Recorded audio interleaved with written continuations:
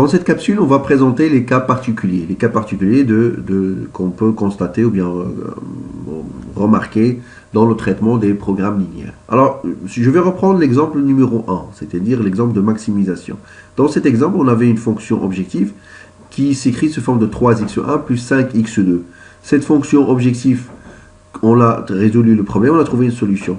Donc maintenant, on a modifié la deuxième valeur. Au lieu de 5, on a remplacé par 2.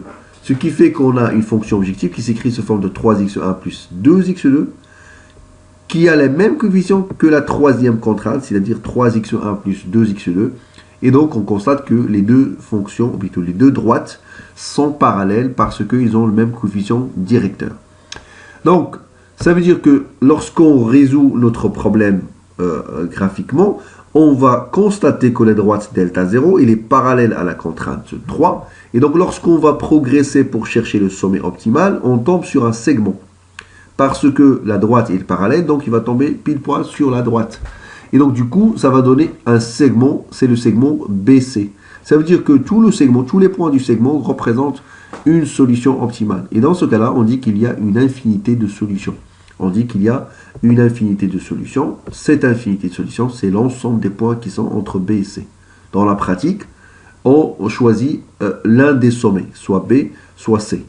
Alors, ça dépend des problèmes, c'est au décideur de choisir. La différence entre les deux points B et C, c'est que ils vont saturer différentes contraintes, mais ils ont la même valeur de Z. Par exemple, le point B, il sature la troisième contrainte, bien évidemment, et sature la deuxième contrainte, c'est-à-dire l'atelier 3 et l'atelier 2. Tandis que le point C, il sature la première contrainte et la troisième contrainte. Donc les deux saturent la troisième contrainte parce qu'ils appartiennent à la droite 3.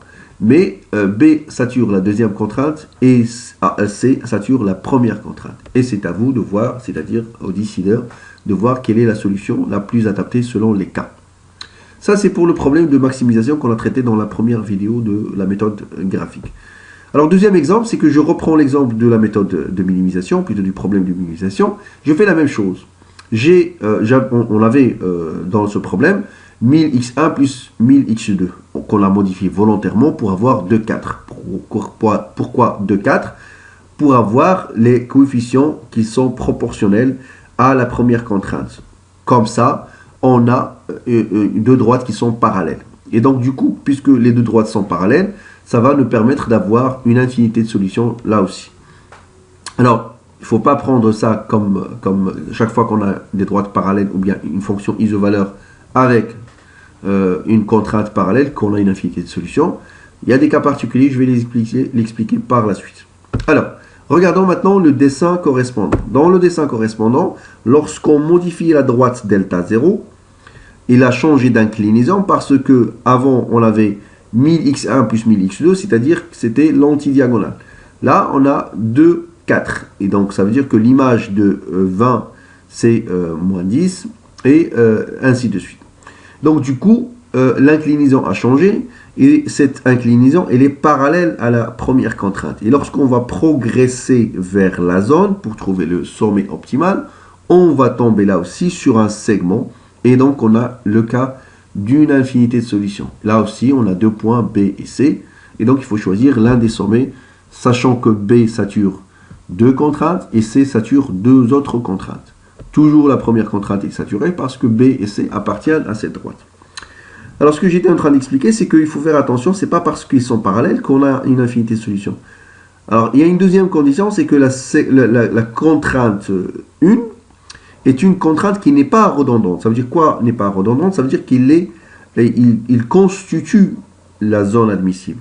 Alors, on peut avoir une contrainte qui passe comme ça, par exemple, en bas, et qu'elle est hors zone elle-même. Dans ce cas-là, cette contrainte, elle est redondante, elle est dite redondante, et dans ce cas-là, si la fonction objectif est parallèle à une telle droite, ou bien une telle contrainte, ce constat ne permet pas de dire qu'il y a une infinité de solutions parce que la droite ne participe même pas à la constitution ou bien à la composition de la zone admissible. Donc, il faut s'assurer toujours que la droite isovaleur est parallèle à une contrainte qui n'est pas redondante. S'il n'est pas redondante, vous aurez le cas d'infinité de solutions.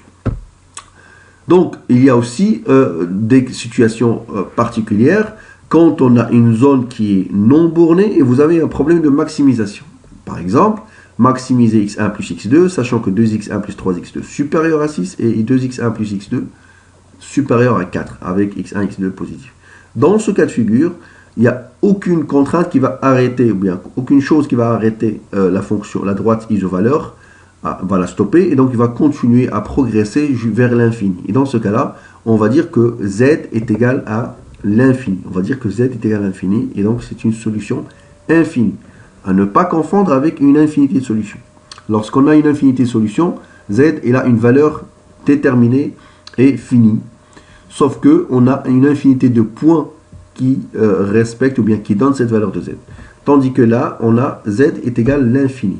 Exemple, c'est que là, vous avez la zone, elle est en bleu, et vous avez la droite isovaleur delta 0, il est là. Et quand on progresse, plus on va vers le haut, plus z augmente. Et donc, du coup z tend vers l'infini. Il n'y a rien qui va la stopper. Donc, on a une infinité, ou bien une solution infinie. Troisième cas, ou plutôt quatrième cas, c'est lorsqu'on a une zone admissible vide. C'est-à-dire qu'on a une contradiction entre les contraintes. Donc, il y a une contradiction entre les contraintes. Et dans ce cas-là, on n'a pas d'intersection des demi-plans et on dit qu'on a une zone vide. Dans ce cas-là, il n'y a pas de solution parce qu'il n'y a pas de solution réalisable. Alors, une solution optimale, c'est une solution qu'on va choisir parmi les solutions réalisables. Lorsqu'on a une zone vide, on n'a pas de solution. Et donc, du coup, on ne peut pas choisir du vide. Donc, on dit qu'il n'y a pas de solution, il n'y a aucune solution. Voilà.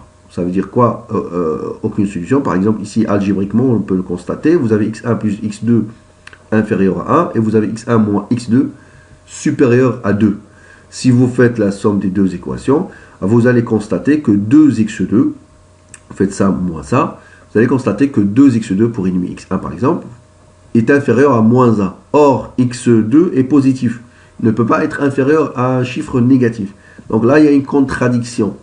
Et donc, du coup, on sait qu'il n'y a pas de solution. Ce n'est pas possible. Graphiquement, cela ressemble à ça. Vous avez le premier demi-plan, le deuxième demi-plan. Et donc, il n'y a pas d'intersection dans le carré positif.